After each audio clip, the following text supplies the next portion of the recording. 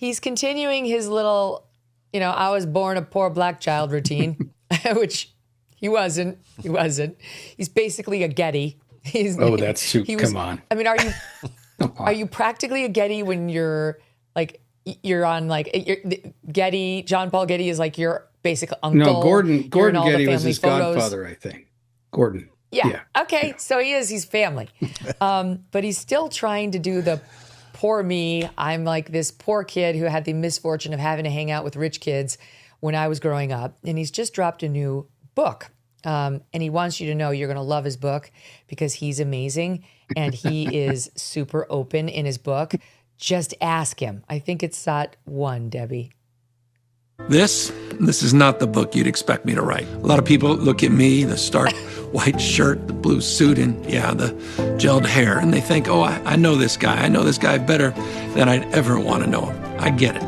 It's a story about living between two worlds, one of wealth and privilege, and the other of more modest upbringing. The outsider on the inside, the interloper who learned to feel comfortable in many rooms. A story of self-doubt and, yes, ambition. I hope that whatever your opinions of me are, the openness, the honesty I felt in writing this and living it will resonate. The openness, my openness and my honesty. He also says, this is a truly vulnerable book. It's a vulnerable book. So he wants you to know he's vulnerable, he's open, he's honest, he's both rich and poor. and you're going to love his book. You're making Tom's day, Megyn. So, Megyn, I don't know if your listeners know this, but we have a running gag on our show that every time the name Gavin Newsom is mentioned, you have to take a drink. Because yes. Carl is Carl knew his father, and he knows Gavin, and he's a Californian. Yes, he's fondly predisposed to Gavin Newsom. Let's put it that way. And we tease him about that all the time. Look. This is, he's clearly running for president. He's ahead in most of the polls. He has, he's laying the groundwork here. And part of that is overcoming this resistance or this idea. And we saw it, he did that podcast where he tried to portray himself as, he's eating mac and cheese and peanut butter sandwiches, I mean, it was preposterous and he got blasted for it. And so, but I think he's trying to overcome this idea that he's this elitist, West Coast elitist, and he can really connect in the heartland, and he's got these working class roots and all of that stuff. I also saw a theory that this is him. He's got some stuff in his background regarding, like he's a cheater. Yeah, an affair with his campaign manager's wife. I mean... while he was married to KG. While he was right? married, and then he Guilfoyle. went to some rehab or something. I mean, so he's got some stuff that he went to fake rehab. He went to the rehab you go to when you did something bad and you're trying to look contrite. It was like alcohol rehab. He was blaming his affair on his alcohol use, but he came out still a drinker. Like, okay. Right. You got an F on your rehab. So still a moderate drinker, though. It's moderate now, Tom. Right. So he's trying to get that stuff out on his own terms before there's some, expose. And, well, it wouldn't be from the New York Times or the Washington Post, but maybe, from a conservative outlet sort of detailing some of his dirty laundry. So he's trying to manage his image heading into 2028. And we'll see whether he's able to do that. But he's clearly running, and he's clearly putting all the pieces in place to make a run at the nomination. And I got to say, in my opinion, he'd probably be the favorite, despite all of his flaws. His dirty French laundry. Yes. On February 1st, 2007, Newsom publicly admitted the affair, apologized, and described it as a profound lapse in judgment. Upon reflection with friends and family this weekend, I've come to the conclusion that I'll be a better person without alcohol in my life. Unless it's on a moderate basis and it's post-rehab when no one's looking. In a 2018 interview, he clarified, no, there's no rehab. I just stopped, and said that after a period of abstinence, he resumed drinking moderately, claiming the earlier period was a reset. That is the fakest rehab ever. He had an affair. Okay, whatever, it happens. I'd respect him more if he was like, you know what, I had an affair. My marriage was ending. It did end. She moved on and was happily with Don Jr., and she got remarried to Eric Valencia for a while.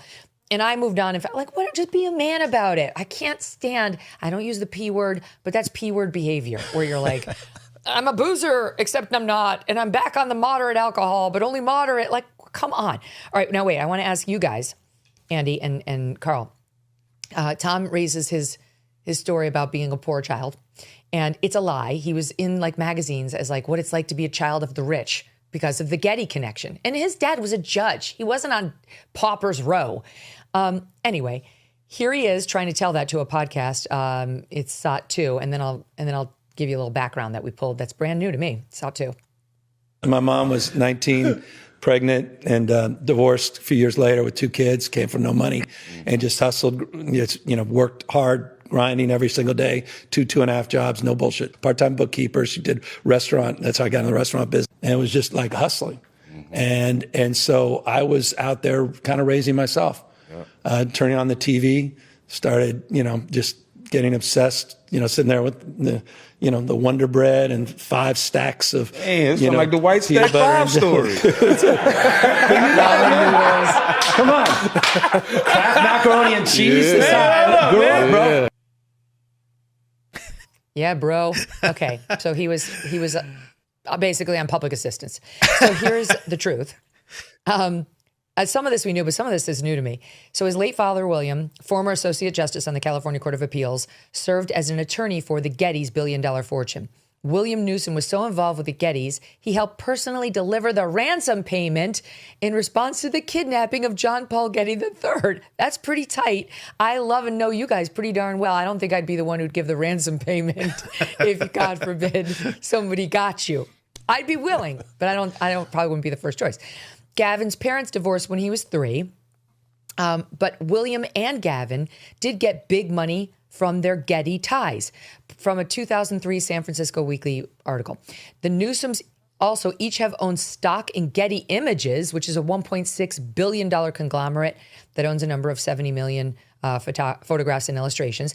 And also, in 2001, William, the dad, brought Gavin, the son, into a Hawaii beachfront real estate investment in which his initial $125,000 stake soared to more than $1 million in just 6 months. And then listen to this. 2 additional facts. San Francisco Chronicle, 2003. In 10, count them 10, of Gavin Newsom's first 11 businesses, the primary money came from the Getty family. Is that where you guys got your money to start Real Clear Politics? I don't think so. And last point. The Sacramento Bee, Gordon and Ann Getty paid about $233,000 toward Gavin Newsom's first wedding reception. His 30th birthday party, given by the Gettys, was Great Gatsby themed down to the flappers and Charleston's. Carl Cannon, the prosecution rests. Well, here comes the defense. So Bill Newsom was a judge. Gordon Getty was a very close personal friend, and Gavin didn't live with his dad. He and his sister lived in Marin, across the Golden Gate Bridge. Gavin was a jock. He wasn't a great student, played basketball and baseball. And he grew up middle class. But when he graduated from college, he went to Santa Clara and he went out in the world. He started a restaurant. I think it was the Balboa, the name of it. And he wasn't want to be in the restaurant business. He got into politics because all the red tape in San Francisco. Was that one of the 11 businesces that were funded by the Gettys? The first one. And it was a nice cafe. It was modest, a cafe, but he wasn't, that's that old Steve Martin line that Tom likes. I was born a poor black child. That wasn't Gavin, but they were a middle-class family. Bill had a place up in Dutch Flat, which is in the Mother Lode country, and he didn't even own it. He rented it, the judge. And so no one's I knew them. Bill I knew them was... at that time. And they didn't. Why is he in the magazine under Children of the Rich? Well, did somebody make him pose in that and call himself rich and pose with the Gettys with his greased up hair? He loved that image. And he did have access. I don't know this for sure about you guys, but I just know from knowing you. I don't know, but I know. You weren't raised with silver spoons. I know you weren't. I wasn't. Bullshit. Yeah. Fuck that. Nobody gave you $233,000 for your wedding reception. $233,000? My parents gave me, Megyn. Nobody funded your first 11 businesses. No. That's bullshit. It's stolen valor. valor. It is. For those of us who are self-made, it's stolen valor.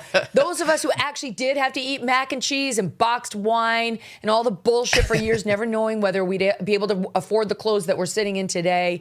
Fuck him. He had so many hands up. I respect him if he came out and said, I was very, very lucky, my family connections. We weren't rich, but we had this great connection to the Gettys. And they really helped me. And that's what makes me different from most people who had to claw their ways up. And that's why I want to help those people. That's not his story. He's dishonest. So I'm going to put you down as undecided.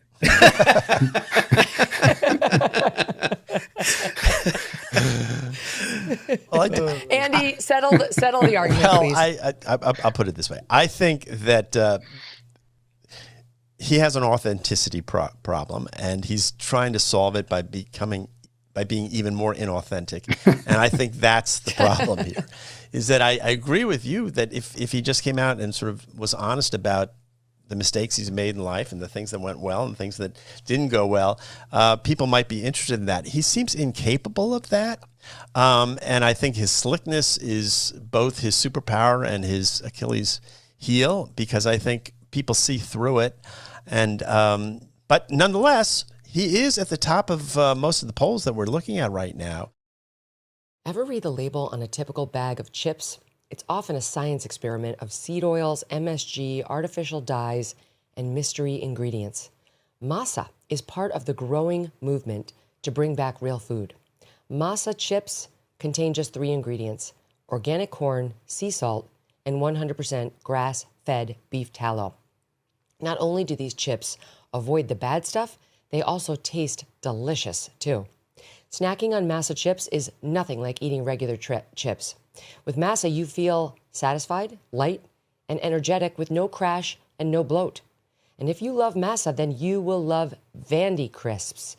Vandy, which is Masa's sister company, makes the most delicious 3-ingredient potato chips, too. Ready to give Masa or Vandy a try? Use code MK for 25% off your first order at masachips.com or vandycrisps.com, or simply click the link in the video description or scan the QR code to claim this delicious offer. Don't feel like ordering online? Masa and Vandy are now available nationwide at your local Sprouts supermarket. Stop by and pick a couple of bags up before they're all gone. Thanks so much for watching. If you like what you just saw, hit the subscribe button for more clips and full episodes.